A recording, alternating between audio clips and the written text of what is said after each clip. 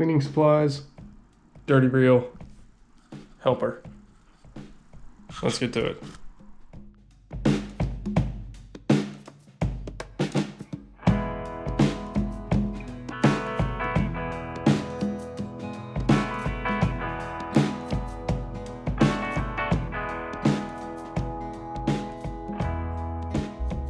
Welcome back to the channel. So today I'm going to be going through what I'm going to call field stripping a baitcaster. This is just something I do every, say, 3 to 4 trips to help keep things in good working order. First thing that I typically do is I'm going to take a microfiber towel, wet down, not even a quarter of it, just enough to get it a little wet. I'm going to go over the outside of the body of the reel. Just try to hit all the nooks and crannies the best I can, the reel seat, or the reel foot rather.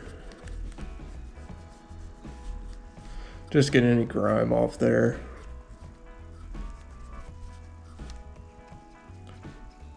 Try to hit the level one as best I can too, but I'll get that a little better with Q-tips here in a moment. So I'm calling this a field strip, stealing the term from the shooting world. This is just something to do in between full breakdowns and relubrication and cleaning. I basically follow Shimano's guidelines on how to do all this.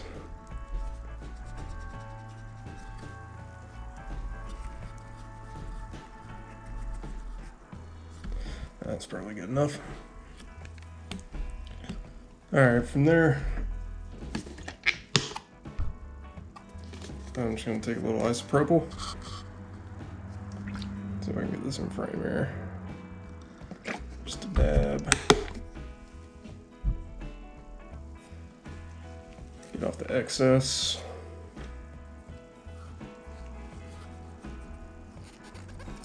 And I'll just start going over certain areas.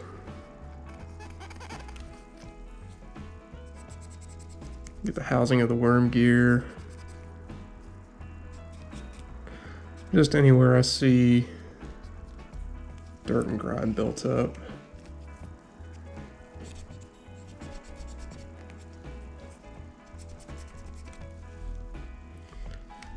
Now for just intermediate maintenance, I mean, I tend to get a little OCD with all this.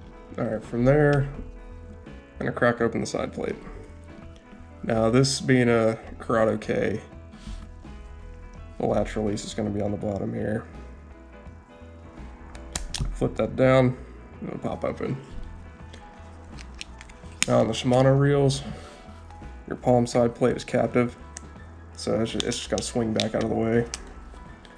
And they're gonna have, my lighting sucks, but they're gonna have a relief cut right here. So you wanna line that up and your spool will come right out.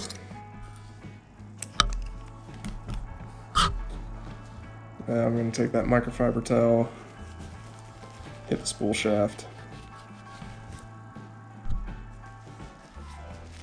get any grime off of that. A lot of times you'll wipe them off and the rag will come off black. And you don't want to oil this. I'll do the same thing on the brake side. Just get a little bit of that off. Alright, from there, stay. From there I'm going to take another Q-tip. Just get a little isopropyl on there. You don't want to overdo it on this because you don't want isopropyl leaking into your reel. But I'm going to take it through any of these surfaces where the spool is going to come in contact with the frame. Hit that real quick. And then once again, you can see what builds up on them. Before a little more alcohol.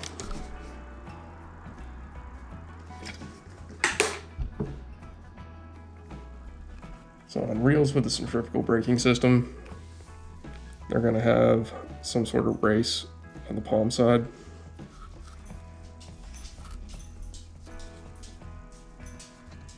I take a little bit of alcohol on that and wipe it down.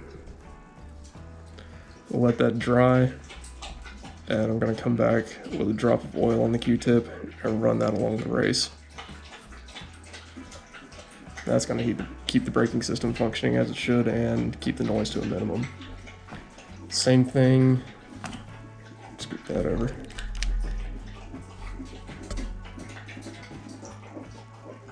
Thirsty helper over there. Same thing if you have a traditional centrifugal braking system. It'll have that same kind of raceway on the palm side. A little different configuration, but same concept. Just take a Q-tip, clean that off. And even on these, I'll take a drop of oil on a Q-tip and run it around there a time or two. Just to keep those quiet and in good working order. But I know in the Corrado K in particular, I've seen a lot of forum posts and complaints about noise on the cast. If your reel's getting noisy on the cast, take a drop of oil on Q-tip and run it along that race before you try anything else, and usually that'll quiet it down. So that should be nice and dry. I'll go ahead and do that. Now for oil, I'm using Hedgehog Alchemy oil. This stuff is great. Helper, be quiet. But I used to be a hot sauce user. That's just what I knew. But this is better.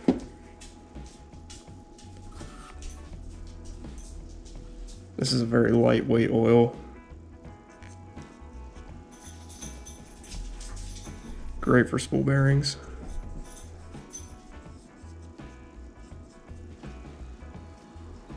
Fuzz, get out of there. It doesn't work.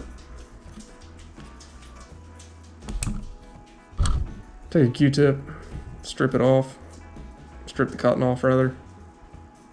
Well, not all of it. Want a little bit left on there.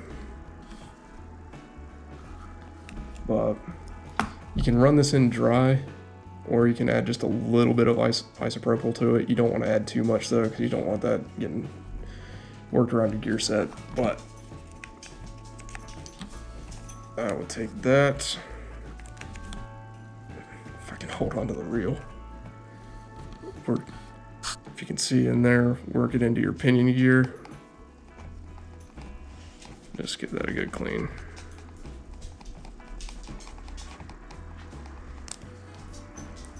Not bad. So the tolerances between the spool shaft and the pinion gear are... Boy, get off of that door. So the tolerances between the... Okay.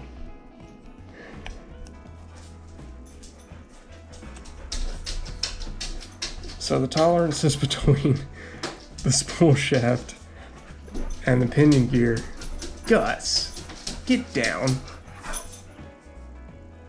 are tight enough to where if any lubrication gets in there, it'll actually slow down the reel. So that's why you want to leave your spool shaft dry and clean out the inside of that pinion gear. That'll get you optimal free spool. Okay. Now the last thing I'm going to do before I reassemble is throw a drop of oil in the spool bearings. You've of course got one palm side, one cranking side, and some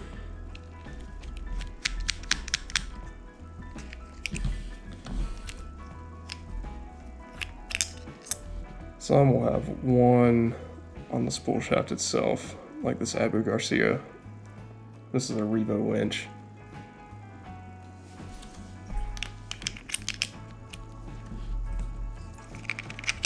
But the Shimano, it's only got the two to worry about. So, palm side, easy enough. Drop. cranking side. You're going to remove your spool tension cap.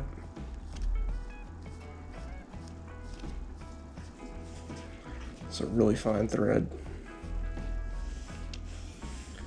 Off comes the cap to expose your bearing.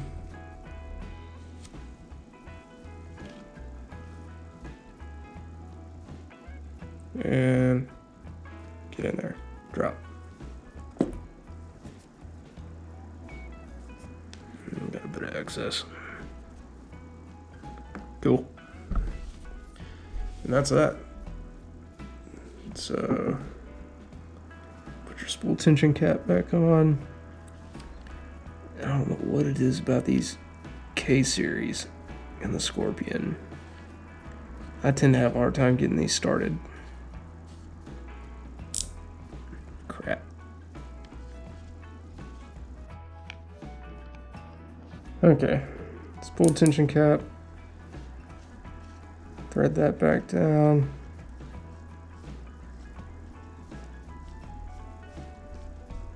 I usually go about there right after it crosses over that O-ring. And I'll reassemble. Throw your spool back in.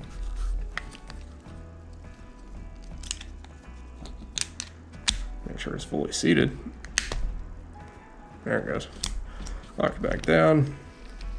And you're back in action. And to get your spool tension back, you can see that slop there. I will bring it down.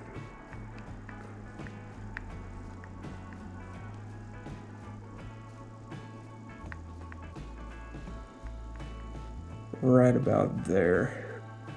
Right as the spool tension takes that slop, that lateral slop, out of the spool. And there you have it. That's just the basic field strip baitcaster maintenance. And like I said, for freshwater bass fishing, I will do this every 3 to 4 trips. For saltwater, I will increase frequency on wiping down, rinsing off, oiling bearings, just to help keep corrosion at a minimum. Speaking of saltwater, one extra thing I will do, the spools that have holes drilled along the center axis of them, I will take a wrap or two of Teflon tape and run it over those to keep saltwater from entering through those spools, because that will weep through the line down through those holes and can get into your bearings. And this reel, though it doesn't have that type of spool, I have used this in saltwater more than some others, including surf fishing. And it's due for a bearing replacement. So in an upcoming video, this is gonna get a detailed clean, just full tear down, re-lube, and bearing replacement. So I don't know if you can hear that, but it's sounding pretty rough. So stay tuned if you want to see a detailed field strip and re-lube. What I would call an annual service. Some people do it more, some people do it less. I do these once a year, and that has served me well. But if you're interested in that, I'll catch you in the next upload.